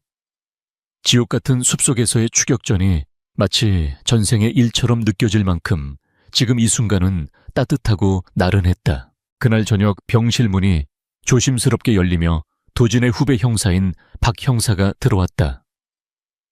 그는 양손에 짐을 한가득 들고 있었다. 선배님, 형수님, 아니 한소희 씨, 몸은 좀 어떠십니까? 박 형사가 넉살 좋게 인사했다. 소희는 형수님이라는 호칭에 얼굴을 살짝 붉혔지만 싫지 않은 기색이었다. 박 형사 웬일이야? 서류 정리 다 끝났어. 도진이 짐짓 엄한 척 물었다. 아이고, 말도 마십시오. 최민석 그놈들이 저지른 짓이 워낙 방대해서 조서 꾸미는 데만 한 달은 걸릴 것 같습니다. 근데 서장님이 특별 지시를 내리셨지 뭡니까? 두 분 보양식 좀 챙겨드리라고요. 박 형사는 가져온 보온통들을 테이블 위에 늘어놓았다. 전복죽 삼계탕, 그리고 소희가 그토록 노래를 불렀던 크림 파스타까지 있었다. 어머 파스타. 소희의 눈이 반짝거렸다. 그녀는 숲속 동굴에서 도진과 나누었던 약속을 잊지 않고 있었다. 사실 이건 제가 사온 겁니다. 선배님이 깨어나자마자 찾으시길래 서울에서 제일 비싼 이탈리안 레스토랑에서 포장해왔죠. 식기 전에 드십시오. 박 형사는 눈치 빠르게 자리를 피해 주려 했다. 그럼 저는 이만 가보겠습니다. 두 분 오붓한 시간 보내십시오. 아, 그리고 선배님, 서장님이 복귀는 천천히 하랍니다. 대신 청첩장은 제일 먼저 보내라시네요. 박 형사가 도망치듯 병실을 빠져나가자 방 안에는 다시 두 사람만 남았다. 묘한 정적이 흘렀다. 소희는 파스타 포장을 뜯으며 짐짓 아무렇지 않은 척했다. 냄새 좋네요. 진짜 비싼 건가 봐요. 도진은 침대에서 몸을 일으켜 소희 옆에 앉았다. 휠체어로 이동해야 했지만 파스타만큼은 마주보고 먹고 싶었다. 약속 지켰습니다. 비록 레스토랑은 아니지만 이게 더 좋아요. 당신이랑 같이 먹는 거면 편의점 컵라면이라도 상관없어요. 소희가 포크로 파스타를 돌돌 말아 도진의 입에 넣어주었다. 크림소스가 입가에 묻자 소희가 자연스럽게 닦아주었다. 도진의 심장이 쿵쾅거렸다. 총알이 빗발치던 전장에서도 침착했던 그였지만 이 여자의 손길 앞에서는 맥을 못 추었다. 소희 씨, 네, 퇴원하면 뭐 할 겁니까? 글쎄요. 일단 집부터 구해야죠. 그 지옥 같은 저택으로는 다시 안 돌아갈 거니까. 그리고 작은 체육관을 하나 열까 생각 중이에요. 체육관이요? 네. 저처럼 힘없는 여자들이 자신을 지킬 수 있게 호신술을 가르쳐주고 싶어요. 다시는 누군가에게 맞고 살지 않도록. 강철 장미라는 이름 어때요? 멋지네요. 아주 잘 어울립니다. 도진은 잠시 머뭇거리다가 주머니에서 무언가를 꺼냈다. 숲속에서 주웠던 탄피였다. 그는 그것을 끈에 묶어 목걸이처럼 만들었다. 이거 기억납니까? 마지막에 제가 쐈던 그 탄피입니다. 현장 감식할 때 박 형사한테 부탁해서 몰래 챙겼습니다. 소희가 눈을 동그랗게 떴다. 그걸 왜? 이 총알이 없었으면 우리는 여기 없었을 테니까요. 그리고 도진은 소희의 손을 잡고 탄피 목걸이를 그녀의 손바닥 위에 올려놓았다. 이건 부적입니다. 앞으로 당신 인생에 두 번 다시는 총을 쏘거나 피를 보는 일이 없기를 바라는 마음을 담았습니다. 그리고 제가 당신 곁에서 평생 보디가드가 되어드리겠다는 약속이기도 하고요. 소희는 탄피를 만지작거렸다. 차가운 금속이었지만 도진의 천이 남아 따뜻했다. 그녀의 눈시울이 붉어졌다. 다이아몬드 반지보다 명품 가방보다 더 값진 선물이었다. 보디가드요? 월급은 비쌀 텐데. 감당할 수 있겠어요. 평생 무보수로 봉사하겠습니다. 숙식만 제공해 주신다면, 요리 실력 보고 결정할게요. 사과 깎는 거 보니까 연습 좀 많이 해야겠던데. 소희가 눈물을 글썽이며 웃었다. 도진은 그녀를 조심스럽게 끌어안았다. 소독약 냄새가 섞인 병원 공기 속에서 두 사람은 서로의 심장 소리를 확인했다. 그것은 살아있다는 증거였고 사랑하고 있다는 증거였다. 1년 후 서울 근교의 한적한 상가 건물 2층. 강철 장미 호신술 아카데미라는 간판이 걸려 있었다.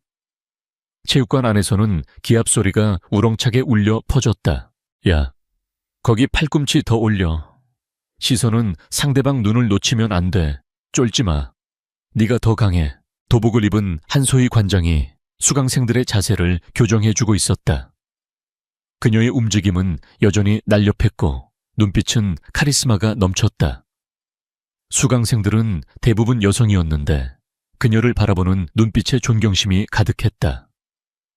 그녀는 이제 누군가의 아내, 누군가의 소유물이 아닌 당당한 리더로서 자신의 삶을 개척하고 있었다. 수업이 끝날 무렵 체육관 문이 열리고 말끔한 정장 차림의 남자가 들어왔다.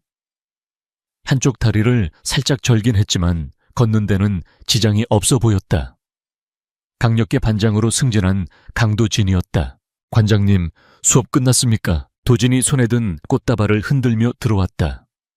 붉은 장미가 아닌 강인하고 우아한 하얀 리시안시어스였다. 꽃말은 변치 않는 사랑. 반장님이 여기 웬일이세요? 범인 잡으러 안 가요. 수강생들이 깨아르르 웃으며 두 사람을 놀렸다. 소희는 짐짓 모른 척하며 수건으로 땀을 닦았다. 땡땡이 치고 온 거예요. 경찰이 이래도 되나 몰라. 오늘은 비번입니다.